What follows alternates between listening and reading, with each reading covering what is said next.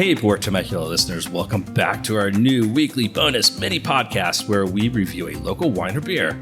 I'm Rick DeLucio, joined by Shannon Cole to taste a Sicilian grape, Nero d'Avola. Specifically, we are tasting the 2023 Nero d'Avola from Lost Ranch Winery in Temecula. If you're new to the podcast, check out episode 25, where this wine makes a guest appearance on my interview with Ryan and Katie Schumacher. Native to Sicily, it's the island's most grown red grape, often called the Black Grape of Avola, after the town where it originated. Known for its dark color and bold flavors of plum, cherry, and spice, it thrives in hot, dry climates where other varietals can struggle. In Sicily, it ranges from juicy, approachable table wines to structured, age-worthy reds, earning comparisons to Syrah for its combination of richness and spice. In the United States, Nero d'Avola is still relatively uncommon, though it has found pockets of success in warm climate regions. In Temecula, a handful of producers, including Made by Light, Botaya, and Poggiogliano, have embraced it as a part of the valley's Mediterranean focus. These plantings are still small, but the grape's ability to hold acidity and deliver ripe fruit makes it well-suited to the region's notorious heat waves.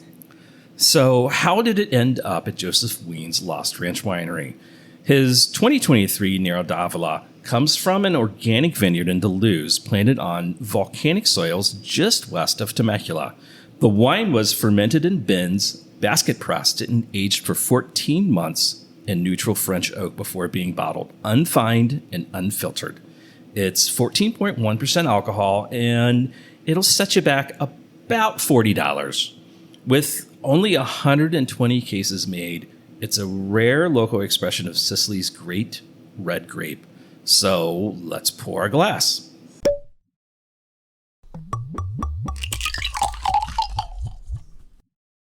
All right, I don't know about you, Shannon, but I think the first thing I noticed is that, it has a medium kind of red-purple color, but it's a teeny tiny bit cloudy.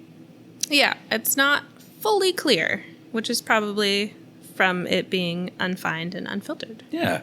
And give it a little swirl here. I think it's really, we've tasted this wine a couple different times other than today. But the one thing that's consistent is it has this very punchy aromatic kind of sensation to it with, I even get rhubarb, which I don't typically get off of a lot of Italian grapes. That's funny. I wrote down strawberry. Strawberry. So sort of like in that, it's a little bit different, but it's really delightful in that way. But I definitely get like the baked plum and spice and herb. And there is like a roasted kind of like meaty thing going on with it. I don't know. But what about you? Yeah, I also got plum and some dried herbal notes. And then really like dark cherry and kind of a brambly like black fruit, like wild black fruit. It's really good. It's really enjoyable. The aromatics are really enjoyable on this wine. In the mouth, it's all that is there too. Like you definitely get some of that dried herb, like sage and bay leaf and thyme. And I think the one thing that was a little reaffirmed the aromas to me is that baked plum. To me, was really sensational. There was a lot of that going on in the mouth. But cherry, blackberry, and I would say like a cracked pepper kind of taste too. Yeah, I could see that. I also thought, again, like you said, like the baked plum, it's like really ripe, dark fruit. Even though it's kind of like a baked plum, it still drinks very fresh and fruit forward. It's very balanced, very easy to drink. Yeah, the other thing I wrote was I think that has some lifted acidity, which makes it fresher. And the tannins aren't crazy on this wine at all. They're a little rustic, but they're pretty smooth overall. I think it has a really nice mouthfeel to it and a good finish. So what would you pair this wine with? So I actually have a really good answer for this because I've just had this pairing not too long ago. Lost Ranch Winery did a dinner here at Two Travelers, and you're cheating. I know, but they actually paired this with a steak dish, which I didn't eat because I don't eat steak, but I had some with my dessert, which was a dark chocolate berry tart. It was a phenomenal pairing. Okay, Not I can even see that joking. working. Like this I can also see, I wrote down like a carne asada tri-tip. I was like with a little bit of pepper and spice to it to go along with this wine.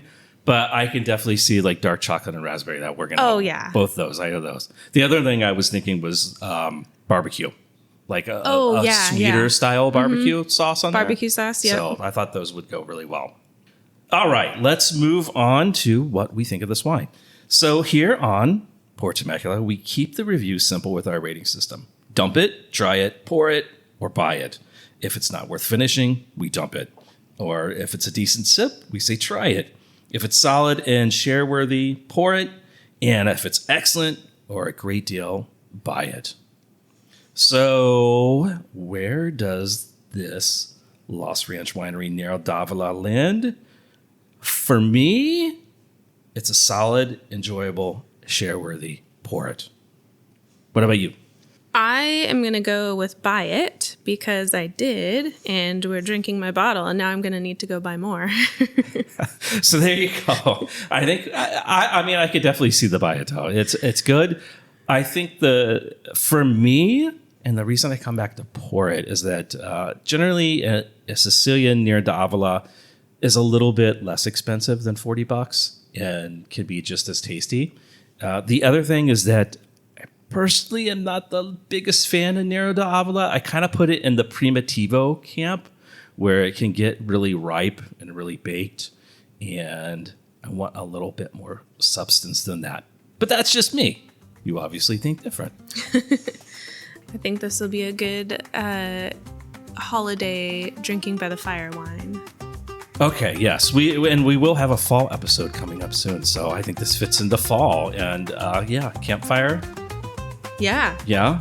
So, yeah. Okay. All right. We'll leave it at that. So this is just another example of what local producers can do with grape varietals better suited for our hot climate. Cheers and happy drinking. Cheers.